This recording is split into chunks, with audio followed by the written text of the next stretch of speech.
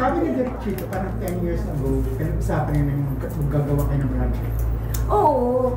Palagi naman kami nag-uusap, nagagawa kami ng project. Wala lang talagang chance na matuloy. Madaming mga ganap lang. Either nagkaroon ng miscommunication along the way, or either may isa na muntik na kami makagawa, I think, pero nabuntis naman ako. May mga ganun pagkakataon. Hindi lang talaga natutuloy. So finally, eto natuloy na. Siguro talagang inano ni Lord na, sige na nga, bigay ko na sa inyo itong pagkakataon. So ito ang first movie with you? Technically, second movie. Yung first movie ko with him, napakadalaga ko pa niya. Parang Mara-Clara pa ako noon. Hindi ka niya maalala, kasama pala ako sa pelikulang yun. Ganun katagal. Hindi niya alam kinakast niya ako. Okay. Tapos eto ulit. But we would work for Julian Drama Special or an MMK, ganyan. Pero eto lang talaga yung matatanda na kami, na nakagawa talaga kami ng buong proyekto, na kami magkasama talaga. Ano nagustuhan mo sa story? Why did you say yes? Nung binasa ko siya, actually, nung tinawagan ako na Direk Chito about this project, at sinabi niya sa akin na si Chris Martinez ang writer, and it will be produced by Attorney Georgie. Wala naman masyado talagang pag-iisip na nangyari. I was just, sabi ko lang na sa okay, tirahin natin to. Send me na lang the synopsis or yung draft ng script.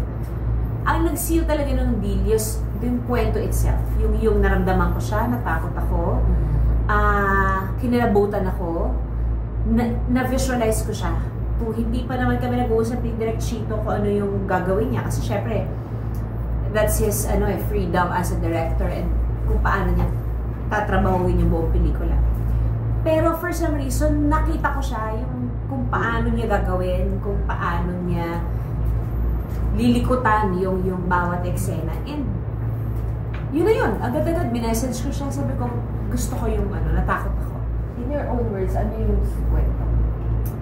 Well, basically, sa lahat naman ng mga pamilya, masaya, buo o hindi buo pamilya, may mga kanya-kanya tayong sikreto, may mga kanya-kanyang lihim, may kanya-kanya tayong peste sa buhay na hindi mo alam kung paano mo siya ilalatag or paano mo siya i-reveal.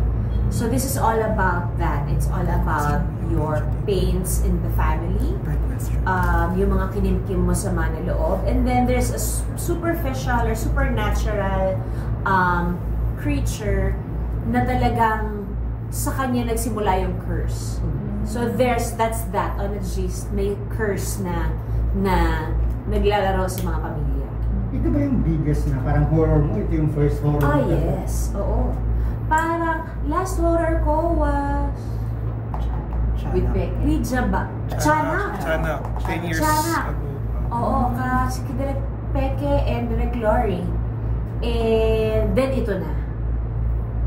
So parang napakaswerte ko that I was able to really work with the veteran directors when it comes to their forte. So Direk Peke at Direk Glory, kilala natin yun kung gaano talaga sila kahusay gumawa ng horror.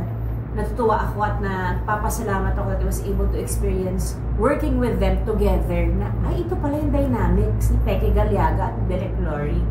And then I was able to work now with Direk Chito. Nakikita naman kami, nagkakausap kami, but always as good friends, as nag-aasaran kami, nagkukulitan kami. Ito talaga yung pagpasok mo ng set, trabaho tayo. Pero chichikahan naman kami pagkatapos. Kumbaga, kumalma na rin naman ang mga emosyon namin. Hindi na kami kasing ligalig ng mga bata kami. Napagtawanan namin ng mga bagay-bagay. Feeling ko may talagang kasabihan na there's a perfect timing for everything. And I think yung tandem namin ni Direk Chito, ito yung perfect timing. Pareho na kami. Alam mo yun, yung kalmado na kami sa buhay. Tatalunan na lang namin kung ano yung gusto naming taluning proyekto.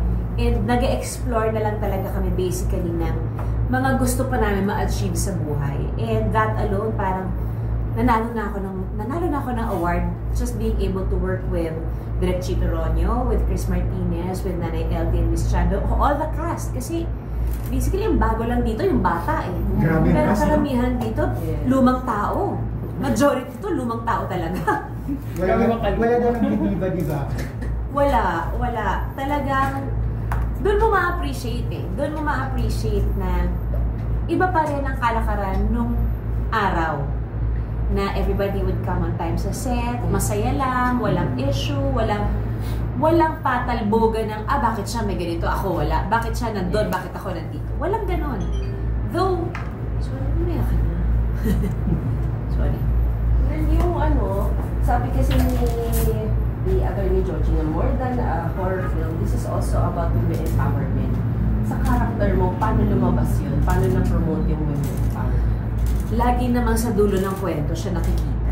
Okay. Pero yung character ko kasi dito, very responsible na anak at may bahay, and at the same time, yung martir. Martir sa realidad dahil mahal niya ang asawa niya, ang anak niya at ang nanay niya. Tatanggapin niya lahat. Pero pag dumating na sa yung nagkabastusan na, she will stand up for her family, she will stand up for her mom, for her son. Hindi mo pwedeng katiin yung pamilya basically. So dun siya lalabas, magkakaroon ng revelation at some point in the movie na, hindi pala siya martir, hindi pala siya. Kasi sa simula pwede mo isipin na, yan na naman ang character niya. Martir na naman siya. Hindi ko masasabing ganon kasi more than a horror movie, I would say that there's also a pinch of family drama. Ganun trailer. Napanood yun na? Na-excite ako sa tunay na salita. Ito yung tinanong ko din kay Miss Janice kanina na kung ikaw yung nasa character mo, would you have done the same? I mean, in terms of women empowerment. Well, hindi namin alam kung ano yung mga ginawa ng character mo, but, agree ka ba sa ginawa niya? Probably. Kasi sa sobrang dark na mga pangyayari, may turn yung character ko na hindi mo iisipin na, nag-decide siya ng ganun. May ganun so it's also a play of emotions, a play on, hindi nga masyadong maramdamin yung mga lines Talagang kung pwede mong sabihin, acting material ito, iyon yung ginawa namin. Nang hindi namin namamalayan because we were just really into, building our own characters. And nagsusuportahan kami sa bawat eksena. Kusa na lang lumalabas yung lalim ng mga characters na hindi namin inisip na, ito tumawid ang bigat yung dalhin today. May gano'n. Ang isa sa mga gusto mong horror film, Patayin sa Sinda. Yes. 29 years ago, kasama mo si LP ngayon. Oo, diba? Napaka-cliche. Oo. Ang cliche talaga. Kasi pinag-usapan niya namin na nasa set kami. So may mga drone na, ganyan. Then pinag-uusapan nila Direk Chito na may eksena sa Direk Chito kinunan doon na parang nagtayo siya ng scaffolding na 20 feet para makuha niya yung taas yung height. Ngayon kasi drone na lang ang katapat nun So again, doon mo ma-appreciate kung gaano ka-creative ang isang director base sa kung ano yung available niyang equipment, kung ano yung available niyang gamit. Pero gusto niya yung shot na to, tatrabahuhin ng mga tao yun na makuha. Ngayon, isa na lang ang taong kailangan mo para ma-achieve mo yung 50 feet. Isang maliit na camera na lang. So, but then again, nakaka-amaze how the world evolves, how technology evolves, how I was able to experience that and then, na parang masaya rin naman. Masaya rin naman. Pero, kung ipapagkumpara ko ngayon kung saan pa rin ako kakapit, doon pa rin ako sa lumang paggawa ng pelikula. Iba pa rin yung kapit nun, iba pa rin yung bigat, iba yung pagkabuo. Kasi nakikita mo kung gaano siya nangyayari. Ngayon kasi, dati nasasabi ko na madaling manakot before kasi may nakikita ka, may bubuuin silang pwede manakot sa'yo. Ngayon, i-imaginein mo na lang kasi nga effects. Though here sa movie, effects heavy din kami, pero mas prosthetics heavy din kami. So it's very balanced na hindi lahat puro digital, hindi lahat puro ano. So nagustuhan ko rin kasi at least nailabas ni Direk Chito kung ano yung creativity at nakikita niyang drama sa pelikula to. Meron pa ba kayong ginawang preparations para po sa take nyo ng role? May mga nuances lang kami pinag-usapan ni Direk Chito na very specific for my character. There are some areas or parts of the movie na gusto lang niya medyo sa part na to, dapat dito may lalabas kang nuance, dapat dito may lalabas kang ganito na paunti-unti na yung character mo. May ganun siyang bantay. So, nakakabilib talaga kasi you would think with Direk Chito's history and Direk Chito's age, isipin mo, wala na to masyadong energy. Hindi, Doy! Hindi, Doy talaga. Aliw na aliw po sa kanya kapag nagbabago siya ng tiwang. Ayoko na yan. Ano nang gagawin natin? Parang mas maganda to. Okay, basta talong ka lang. Yung kapit ka lang kasi meron siya talagang gustong itawid na siya lang ang nakakaintindi. So pag hindi ka nagtiwala, hindi kayo mapupunta sa isang bangka eh. Hindi kayo pareho ng eksena na nakikita. So, yung trust at saka yung pagkabilib ko sa lahat ng mga taong bumubuo sa pelikula to, from our DOP to everything. Mas alam nila yung ginagawa nila. Andito ako para umarte. Andito ako para itawid yung character ko. So, yung tiwala ko, nasa kanilang lahat. And it was beautifully made. Siguro napaka-bias ko kasi syempre, pelikula namin to eh. Nakita ko na siya. Nakita ko na, not the whole film, but yung rushes niya, yung trailer, yung teaser, bago approve, lahat naman yan dumadaan sa amin. And it is something na kahit ako na-excite. And hindi ganyan palagi ang pakiramdam ko sa mga pelikulang ginagawa. Sabi ni Atty. George, napag din na yung buong pelikula. Proud na proud siya. Talaga ba? Oo. Parang gusto niya umiyak dahil ang ganda na ng pelikula. Iba daw ang Chito Ronyo. Yun sabi niya, iba ang Chito Ronyo. Ako, I'm keeping my fingers crossed na sana ma-appreciate ng mga tao kung gano'n namin na-appreciate itong pelikulang to even before pa kami mag-shooting. Yung gano'n kami ka-excited na buuin at gawin siya. Yes, may mga araw na parang tatalahin mo, bakit ko ba ito tinanggap? Kasi pagod ka. Yeah. Alam mo yun, kasi puyat ka, wala ka sa ano. At the end of the day, nandun lang yun eh, yung parang tanga, pakaswerte mo kaya. Which is, pinagpapasalamat ko na isa ako sa mga unang tinawagan ni Direk Chito for this character. Kasi, kung nalaman ko na lang bandang huli na naisip lang niya ako, tapos hindi niya itinawag sa akin, naku, takot talaga. Magkakaroon ng issue. Parang nakata sa'yo. Oo, ikaw naman daw talaga. Ang iniisip niya, kasi parang 10 years ago, parang sabi Ano, alam mo, ang isa talaga sa pinaka naging sa akin ni Direk Chito nung nag-usap kami, sabi niya, o diba, nangako ako sa'yo na gagawa tayo ng horror. Eto, gawin na natin. That alone made me say yes already. Hindi ko alam yung synopsis, wala pang latag ng kwento. Umuo na ako. Ganun ako, may tiwala kay Direk Chito. Kasi wala naman niyang, kung hindi siya 110% sigurado sa material na meron siya, at sa gusto niyang ma-achieve na pelikula, hindi naman yan hindi naman mamimersonal ng tawag yan. True. Pero, for him to go out of his way to call me and tell me na tuparin na natin yung pinag-usapan natin, nangako ako sa iyo eh. Yun lang eh, parang hindi ko na-realize na naaalala niya pa pala yun. Ako actually medyo nakalimutan ko na nga yun eh. Kasi isang dekada rin nagdaan. Mahigit pa nga. Pero, bilang Taurus kami niya pareho eh. Gets ko siya na, okay, pag may pinangako kasi kami sa isang tao, hindi ka pa tutulugin nun eh hanggang hindi mo siya nagagawa. And I'm just so happy that we were able to make a beautiful movie na sana mapanood ng mga tao kasi nakaka-proud to pelikula. Sabi mo parang nung hindi mo pa nababasa yun and then you just jumped in with. Nung alam mo na, kwento mo naman yung physical demands sa'yo nung movie. Nahihirapan ka ba? Mahirap kasi mahirap manakot eh. Lalo ngayon wala ka talaga nakikita. Ano na lang to? Takutan acting talaga. Hindi naman din ako madaling matakot.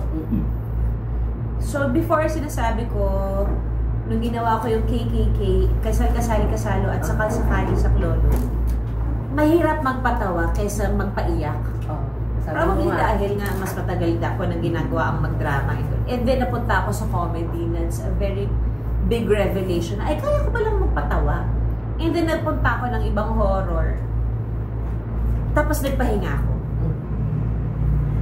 Eto, sa tagal nang nagpapahinga ko sa paggawa ng horror films, nanibago talaga ako. Yung physically, may mga kailangan akong araling galaw. May kailangan akong ibalik na emosyon.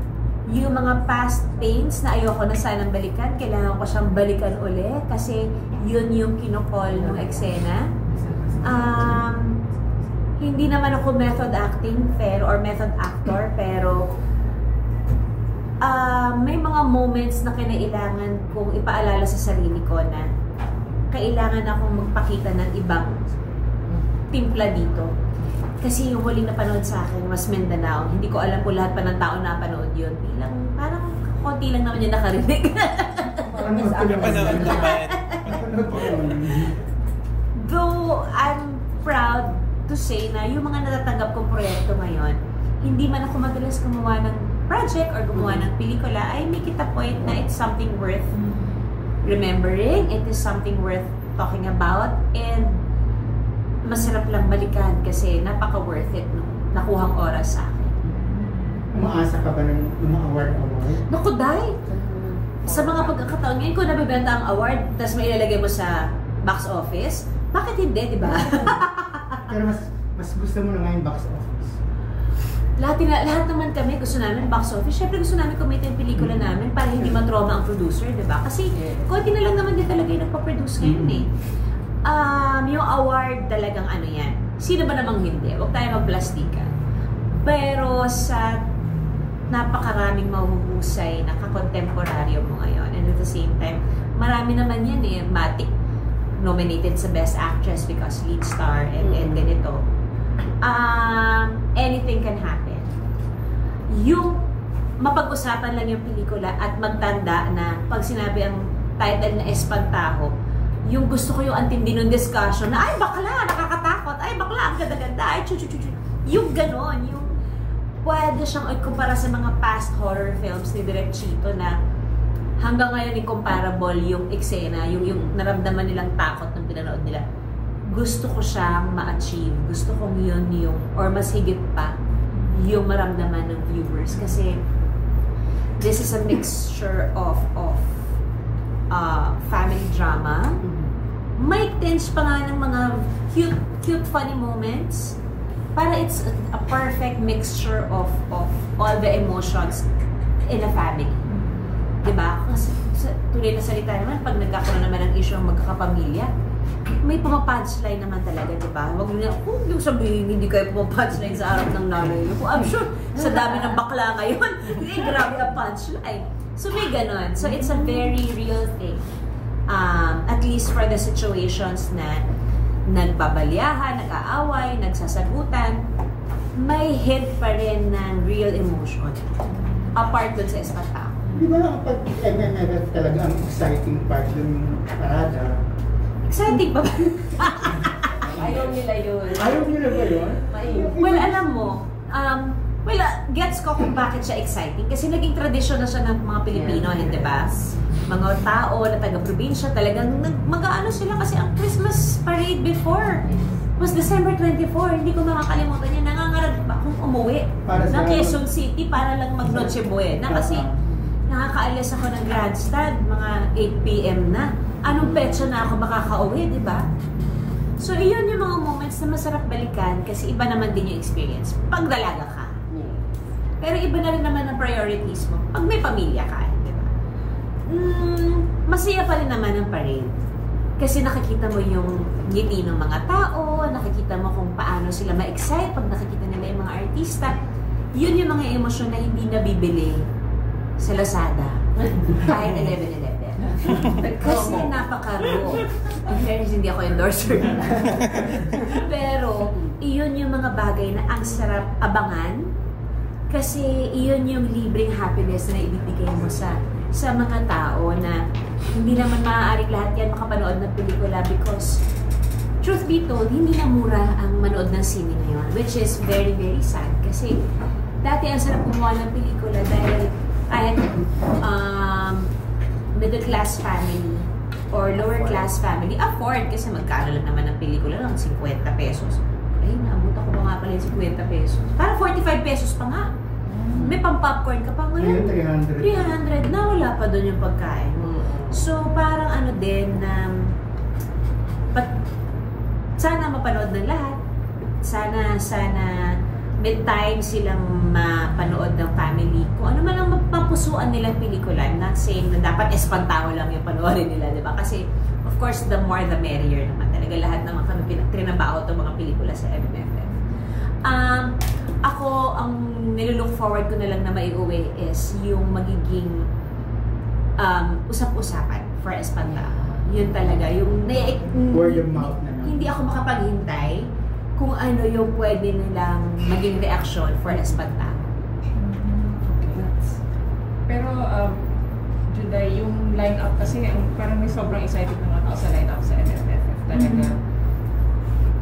Nakaganda actually. Diba? Mabibigat Oo. Wala ka bang kinakatakutan? Yun. May pressure. Lahat sila. Sino? Lahat sila. Lalo si Ate V. But, ano din, babalik naman ako dun sa magkakaiba naman kami ng genres. Yes. Parang per genre is just 2 films, hindi ba? So, iba-iba talaga, hindi mo masasabi. And since tradition na ang MMFF, mamimili na sila ngayon pala kung ano yung 1, 2, 3 nilang papanoorin sa December 25, 26 till New Year, hindi ba? Feeling ko nga, yung mga dapat katakutan, yung mga hindi masyadong yung wala ka masyadong expectations.